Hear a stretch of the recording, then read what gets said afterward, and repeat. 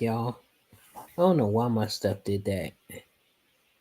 My stuff was just on here. No, okay, there we go. Let me put mine right there. All right, let's get it. Welcome back to another Hot Takes video, and the first topic is about CM Punk. A lot of people are unhappy about the fact that he went to Saudi Arabia to wrestle that WWE Championship match with John Cena. For example, this tweet says that bro apologized to the Kingdom of Saudi Arabia before he would apologize to the Elite. Phony corporate monkey. Outside of that, we also had this tweet that said, absolutely fantastic week to not be a CM Punk fan. God, this is just so funny. It's like a humiliation ritual. And I understand that people are unhappy that CM Punk went to Saudi Arabia, but at this point, we just gotta let it go. CM Punk is not a corporate sellout. He's matured. He's moved on. Yes, 6 years ago, he said what he said, but he did apologize, and I think that he's over that. And there's a lot of people that clearly are not moving on from this, and I think that's just some weird behavior. He did the mature move. He apologized, and he wants to move on. I do think it's strange that WWE sent him here because it's not a great idea to send one of your biggest baby faces to Saudi Arabia when they're gonna boo the hell out of him, but that is a totally different problem. I think what CM Punk did was the right thing, and I think a lot of people should accept the fact that CM Punk has changed for the better, and I see no problem with apologizing. If anything, more people need to apologize and the world would be a better place. At the end of the day, I think it's just a lot of AEW fans who will never get over the fact that CM Punk and AEW had a falling out. But I think it's time for those people to let go of the beef that you guys got with CM Punk, because I promise you guys that he just does not care about AEW anymore. He's moved on. He's doing his own thing. And it looks like he's in a better place as well as AEW. And so my hot take is that everybody has got to move on. The next hot take says that John Cena is right when he says that he's the last real champion, because I believe no future champion except maybe a heel Cody or Punk would be able to match the aura or star power. I gotta disagree with this hot take just for the simple fact that you even said that a heel Cody or Punk would actually have aura and star power similar to John Cena. But aside from that, you also have guys like Drew McIntyre, who I think would be a great WWE champion. Then you've got Randy Orton, who had the history of being a champion in the past, and I think he should have more championship runs in the future. Gunther, I think, is a great champion as well. So I gotta respectfully disagree with this hot take. I think that there's plenty of people that will be great champions. Speaking of John Cena and his run, Jonah thinks that Ron Killings should be the one to dethrone John Cena.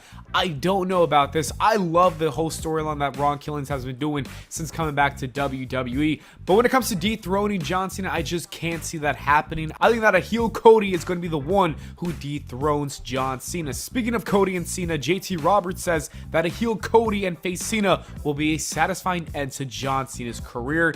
I think a match with these two, but with the roles being reversed, would be much better than their WrestleMania 41 match. With that said, I don't think that John Cena's last match is going to be with Cody Rhodes. I think he's going to want to put over somebody young, maybe someone like Carmelo Hayes, Ilya Dragunov, or Braun Breaker. That's who I think John Cena will face before he leaves. The next hot take says that Paul Heyman is being wasted in Seth's new faction. Seth does not need Paul Heyman, and Paul is better off with someone like Andrade. The Andrade part is kind of funny because it's so random, but I do gotta agree. I think that the Seth Rollins and Paul Heyman pairing just isn't working.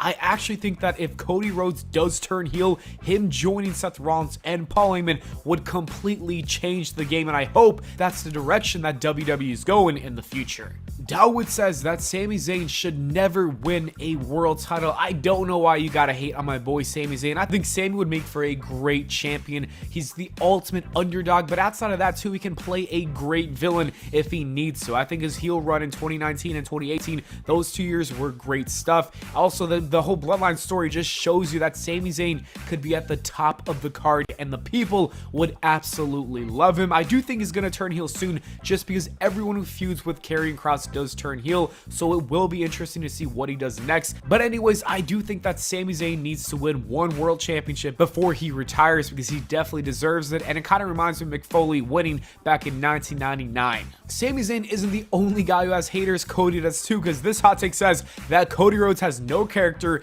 He's really boring and predictable. His only trait is taking things from other wrestlers. His gimmick he took from his dad. Like, is he even going to make something original? And Cody should not have beaten Jay when Cody was literally the champion for a year. People who like Cody like boring things. That is one of the funniest hot takes ever. I understand people don't like Cody Rhodes, but this just takes it to the next level. I like Cody Rhodes. I don't think he's this bad, but I do think that he needs to turn heel because this babyface run should come to an end.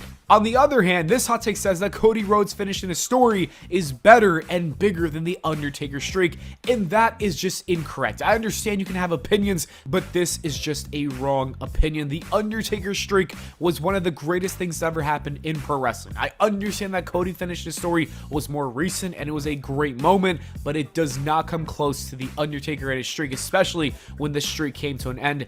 That was a big moment. Cameron says that no one cares about Goldberg's retirement, and I gotta say that I kind of care. I think he deserves a great retirement match, and I think putting him with Gunther was a great idea because the match is going to be maybe, 5 minutes long, and Gunther is going to get a good match out of Goldberg, and he's going to beat the crap out of him. So it's a win-win for everyone. If you hate Goldberg, you get to see him get his ass kicked. If you like Goldberg, you get to see him one more time. Tyler says that Dom should win Money in the Bank next year as a face, and I totally agree. I love Dom. I've been saying that he should win Money in the Bank, but at this point, I have completely given up on Triple H and his booking on the Money in the Bank. I think Triple H should honestly just cancel Money in the Bank because he clearly does not know how to book that pay-per-view or the concept at all. Justin says that Jey Uso is not a main event guy. He never has been one and never will be one, and both of his single title reigns have proved that. Yeah, look, Jey Uso is a great singles competitor, but I think I might have to agree with this just because I did not enjoy his World Championship run that much. I think it also comes down to one big problem, and that is the Yeet thing, which the next hot take says that they need to end the Yeet crap and give Jey something new. I completely agree with this. I think before he was doing the Yeet stuff back in 2020 when he was feuding with Roman Reigns, or even in 2023 at SummerSlam before his brother betrayed him, I think that Jey Uso was doing some great stuff, and then he introduced Yeet, and that's when everything went downhill. So I do think if he becomes more serious, Jey could be a main event player, but as of right now, the Yeet thing just isn't working for me. I'm sure a lot of people love it, but not me. Amir says that Jimmy and Jey Uso should go back to being the Usos again. I would love to see a reunion between these two people. They need to revive the tag team division because it's not looking too hot. I think a match between the Usos and the Lucha Bros would go hard. Daryl says that the WWE Women's Division has much more young prospective talent than the current men's division. Look, Daryl, I have to agree with you. I do think that the women's division is stacked and they got a bright future, but the same thing applies to the men's division. I look at guys like Braun Breaker, Carmelo Hayes, Gunther, Ilya Dragunov, Austin Theory, Grayson Waller, and plenty more. I think it will take maybe 5 years for them to really build them up, but there is a lot of potential, especially when you look at NXT as well. The WWE with the women and men will both be fine in the long run. The next hot take says the Slim Jim logos on the tables aren't so bad. Call me crazy if you want, but the Slim Jim logos just don't do it for me. It is annoying. I don't like it. Get rid of all the ads. That is one thing that Vince McMahon had right. Divey420 says the draft is the worst idea ever. I love the draft, but I do think that Raw and SmackDown Superstars should stay on their brand. That is a problem. If they continue to just, cross over, you might as well cancel the draft. But if they don't, the draft is a great concept. Zane says the new generation of wrestlers need to understand that gymnastics is not wrestling. Pro wrestling is all about storytelling and not doing choreographed gymnastic spots in that ring. You know me, this is something I totally agree with. If you look back at the 70s and 80s wrestling, a lot of it, in my opinion, was better because it was a lot slower, a lot more methodical, and it was like a fight. It felt like a fight, whereas nowadays, it does kind of look a little too choreographed, so hopefully we can move away from that and go back to older, classic pro wrestling. Luke says that Randy Orton was the best in 2009 in his career. I got a hot take. I think that Randy Orton was better from 2006 through 2008. I love the feud with The Undertaker. I think Rated RKO was legendary. I absolutely hated those two guys when I was a kid,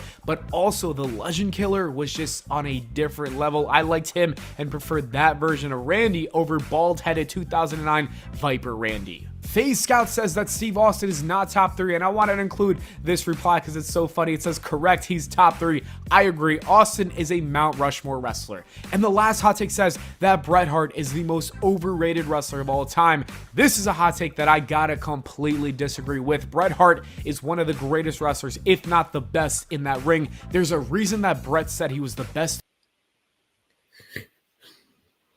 Interesting video. Oh no. It was just there. I didn't really care.